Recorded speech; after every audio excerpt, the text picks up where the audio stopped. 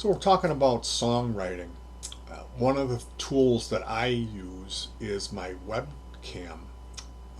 Let's say I'm sitting here and I'm playing my guitar just for fun, and I'll go, "Ooh, that sounds cool." So I will fire up the webcam software and film myself playing it. I'll say, "Oh, it's third fret or whatever." Give myself enough information to be able to recreate it, and then I'll name that file. I'll go, that sounded like Southern rock, so I'll call it Southern rock, and whatever key, Southern rock in G, and I put that up.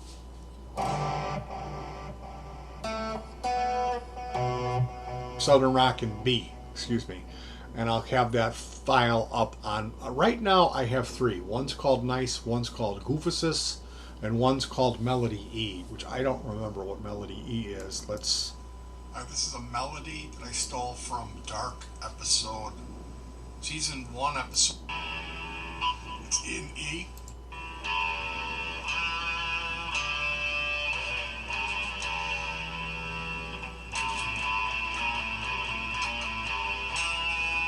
Okay, I remember this. I was watching a German sci-fi show, a time travel thing called Dark, and they had that in the soundtrack, and it just hit me like familiar, like I had heard it before, and that usually means good. So I pause the show, much to the chagrin of my poor wife, and then I'll pull up the webcam software and play that.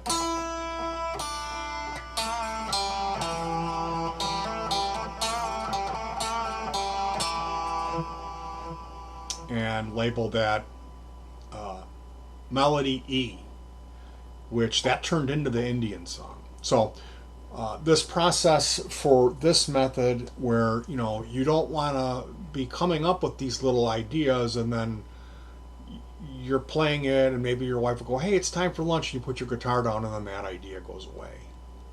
That's the case with me for a long time. When I was a kid, obviously I didn't have a portable, a Zoom recorder or a handheld micro cassette machine for my ideas. So there was all these ideas that floated off into the ether.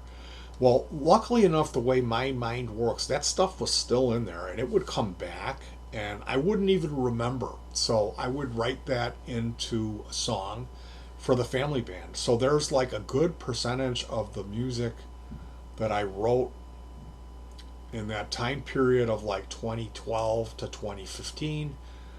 There's 150 of those songs, and a lot of that I ended up remembering. Like when after we had been playing it, I'm like, you know what? I used to play this when I was an 18-year-old kid living at home in my mom's house, sitting on my bed in my bedroom. That's where I wrote this piece. That kind of, it really is the MTV theme song. So yeah, there's that to it of good artists pilfer, great artists steal. That's true.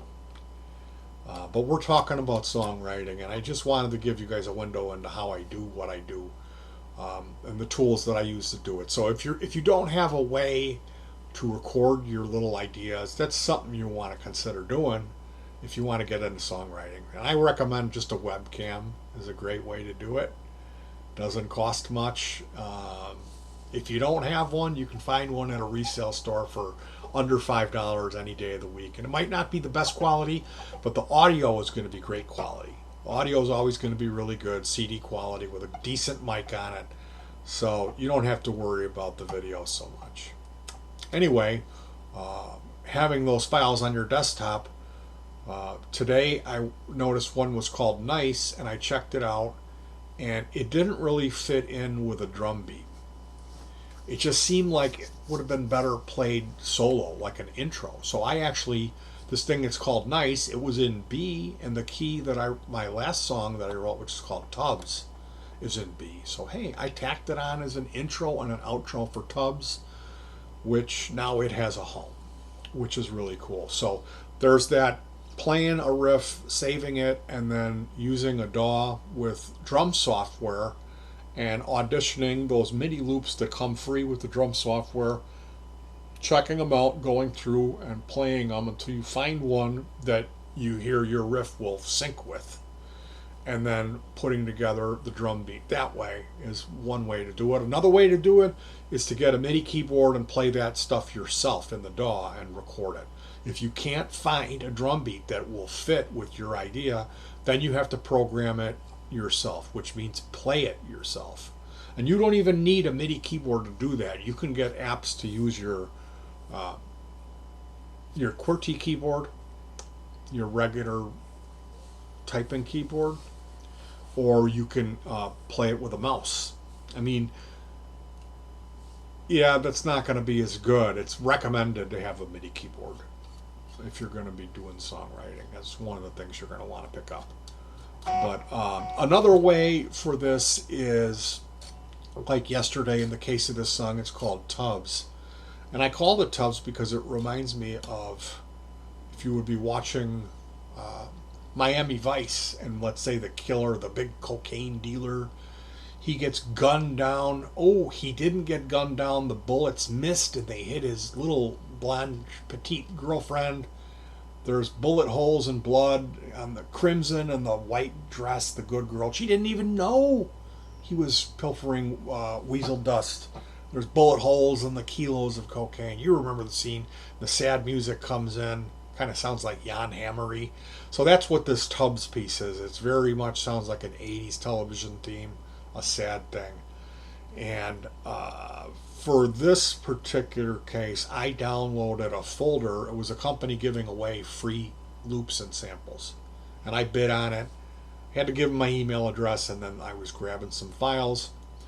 One of them was called a vaporwave thing, and sure enough, these they don't come with a real lot. This particular company, it's like you'd get this free thing, and there's like 5 or 6 loops in there. Now, they all fit together to make a song.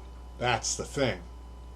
They don't give you a lot, but you can make a song out of this, which really reduced the amount of time for me. I just lined them all up and then moved them around and put it together, and next thing you know, I've got this song.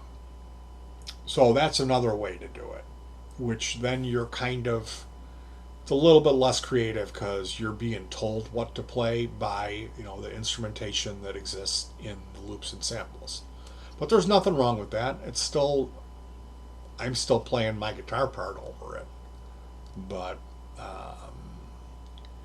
it's a standout piece because it doesn't sound anything like anything that's in my repertoire because I downloaded it. So that's another way to do it, and there's nothing wrong with that. Another way that I do songwriting is I will audition drum loops and using a DAW and whatever drum software. Like I said, I downloaded a lot of that stuff back in the golden days when the internet service providers weren't cracking down on torrenting. You could just run torrents 24 hours. So the stuff that you got that you really love and use, you should always pay for that and support the developers. But I didn't pay. I tried out a lot of stuff that I didn't like and didn't use, and that was one way for me to really hoard a lot of stuff. I went online in '96, and that was like the wild, wild west up until about 2015. They started cracking down. So now, this isn't a torrenting how-to video. You got to get a VPN. You could do it, but you do need drums. That's a thing. So going through the loops that they offer, and I have Superior Drummer and Addictive Drums, which are really huge, and there's so much content in there.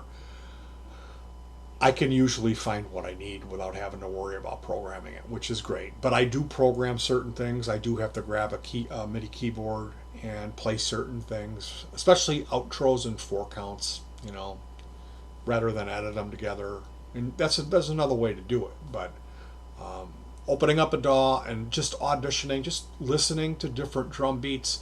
Oftentimes for me, if it's a good beat, and I can groove with it, I'll hear a melody in my head. So then it's just converting that into playing a lick or a riff. And once you've got that, then you need to write a B part or a chorus for the verse you already wrote, something to mate it up with. Maybe change the drums at that point is a good idea. And there you have another song. So There's 3 different ways of doing it: auditioning drum loops and playing along, or being inspired by just playing your guitar, and then when you do write a piece that sounds like it could be something, you want to document that for later. Because we're not always down for a whole day of slaving over this song. That's the case with me. Oftentimes it'll be the end of the night and I'm feeling good, grab the guitar, something will come out that I've never played, and I want to document that. And then the other way is where you're downloading a sample pack or a loop that's really complete, and you'll just kind of accompany that. So they're all worthwhile methods for songwriting and teaching yourself, expanding your horizons as a musician. This is, and yeah, you can go stagnant. You will get into a rut doing this. If you keep doing it, you'll get sick of doing it and lay off for a while, and then you'll go back at it with a lot of vigor. For me, it really has to do with emotional stuff. If you're at a low point, a lot of times you won't do anything, and then you'll start pulling yourself out of that, and you'll go back at it with a vengeance, and you'll really have some great stuff pouring out of you. And challenge yourself, and it'll be the stuff that when you play it, people go, "Wow!" It might not matter to you. You might not. For me, I can't. I can never judge my work. The stuff that I write, the stuff that I love, people don't doesn't do anything for them, and they'll pick up on something else. Whoa, that's really good. And you're like, that's no, it's not. It's not really good. Trust me. So that's a little bit more on songwriting, and check out the next video that I'm going to put out if you're into this stuff. I had played a bit of a song that I wrote yesterday that was one of those deals where I got this pre-written loop package. It's where everything just comes together, and it was in B. So I'm kind of playing along to that. It's this Miami Vice thing that I call Tubs. So check that out in the next video if you're interested. It'll be up. All right, you guys, that's songwriting, and peace.